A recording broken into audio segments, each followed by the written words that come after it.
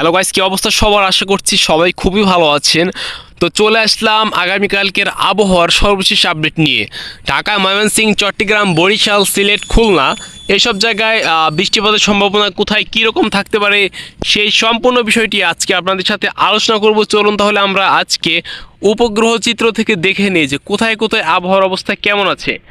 আমরা প্রথম এখান থেকে ঢাকা বিভাগে দেখছি। ঢাকা বিভাগে সর্বনিম্ন তাপমাত্রা থাকতে পারে 28 ডিগ্রি সেলসিয়াস, এবং এখানে দেখতে পাচ্ছেন যে এছাড়া ঢাকার পার্শ্ববর্তী জেলা যেমন হচ্ছে টাঙ্গাইল ও ভালো রকমের বৃষ্টির সম্ভাবনা আছে।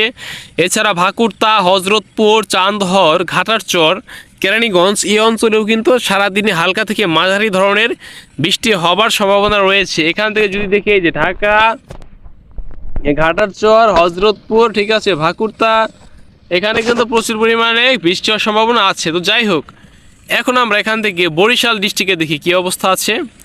তো এখানে বরিশালেও কিন্তু হালকা থেকে মাঝারি ধরনের বৃষ্টিপাতের সম্ভাবনা রয়েছে।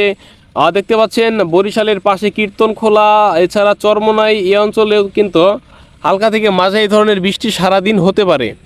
এটা কিন্তু আপনারা খুব সুন্দর মতো দেখতে পাইছেন দর্শক বন্ধু। তো যাই হোক, এখানে হালকা থেকে মাঝারি ধরনের বৃষ্টি হওয়ার প্রবল একটি সম্ভাবনা খুব দ্রুত গতিতে কিন্তু দেখা যাচ্ছে। এরপর এখান থেকে চিটাগাঙে আমরা চলে আসি। এখান থেকে দেখতে পাচ্ছেন চট্টগ্রাম। তো চট্টগ্রামে ভালো রকমের বৃষ্টির সম্ভাবনা আছে। এখান থেকে লতিফপুর, বোয়ালখালী, ঠিক আছে, এই অঞ্চলেও কিন্তু প্রচুর পরিমাণে হালকা থেকে মাঝারি ধরনের বৃষ্টিপাতের সম্ভাবনা কিন্তু দেখা যাচ্ছে। দেখতে পাচ্ছেন এই যে লাল লাল অংশটুকু দেখা যাচ্ছে, এগুলো হচ্ছে বৃষ্টিপাত। চট্টগ্রামেও প্রচুর পরিমাণে বৃষ্টিপাতের সম্ভাবনা এখানে আছে। এরপর যদি এখান থেকে আমরা খুলনা দেখি, দেখতে পাচ্ছেন খুলনায়ও হালকা থেকে মাঝারি ধরনের বৃষ্টিপাত হতে পারে। এছাড়া হচ্ছে দেয়ারা, আইজগাতি, চারাবাটি, এছাড়া হচ্ছে হালদারপাড়া, রহিমনগর, ঠিক আছে, কিসমত খুলনা, এছাড়া হচ্ছে চক আসানখালী, বিল পাবলা, এইসব সম্পূর্ণ অঞ্চলটিতে কিন্তু হালকা থেকে মাঝারি ধরনের বৃষ্টিপাতের সম্ভাবনা প্রচুর পরিমাণে আছে। সেটা কিন্তু আমরা এখান থেকে দেখতে পাচ্ছি দর্শক বন্ধু। এরপর আমরা এখান থেকে দেখব হচ্ছে এখন উপগ্রহ চিত্র থেকে দেখে নেই।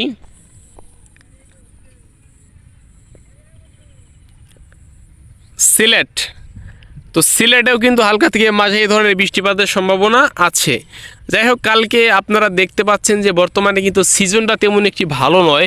পুরা বাংলাদেশে কখন কোথায় ঝড় হয়, কোথায় বৃষ্টি হয়, এগুলো কিন্তু আগে থেকে প্রেডিক্ট করা খুবই সমস্যা হয়ে দাঁড়িয়েছে। কখন বৃষ্টি হয়, কখন ঝড় হয়, এটি আগে থেকে বোঝা যাচ্ছে না। এবং আপনি কোন জেলা থেকে ভিডিওটি দেখছেন বা কোন বিভাগ থেকে ভিডিওটি দেখছেন, সেটি হচ্ছে অবশ্যই আপনি কমেন্ট বক্সে লিখে জানাবেন, তাহলে কিন্তু আমাদের জন্য বুঝতে সুবিধা হবে। যাই হোক, ভিডিওতে অবশ্যই একটি লাইক দিবেন এবং আপনার জেলার নামটি কমেন্টস করে জানাবেন। ধন্যবাদ আপনাকে।